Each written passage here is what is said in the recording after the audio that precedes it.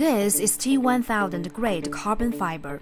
A single strand, as light as a mung bean, can lift nearly 200 kilograms, several times stronger than steel. Last November, it entered full domestic mass production in Datong, Shanxi province, breaking foreign technological dominance. But innovations like this do not move directly from the lab to the factory. They must first pass through a critical phase known as pilot-scale testing. Tong Mingquan, an NPC deputy and engineer, led the research, development, and industrial scale-up of the carbon fiber. Pilot-scale testing is the bridge from lab to industry. It generates critical data for engineering design and equipment commissioning. Our rapid mass production of the carbon fiber relied on a smooth pilot process. During field research, Tong found pilot-scale testing a common bottleneck. A local sodium-ion battery maker faces similar hurdles when upgrading technology.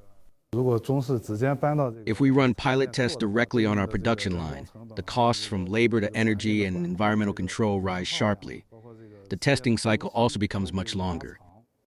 Pilot-scale testing verifies scalability, cost, safety, and environmental compliance. But in practice, pilot platforms must follow the same approval process as full industrial projects, which is often lengthy and rigid. It can take more than a year, severely squeezing the testing timeline. If the state could issue targeted national guidelines for pilot projects, especially on environmental and safety assessments, instead of following industrial construction standards, approvals would be much easier. Unlike fixed industrial projects, pilot-scale testing requires constant technical adjustments, making rigid approvals impractical.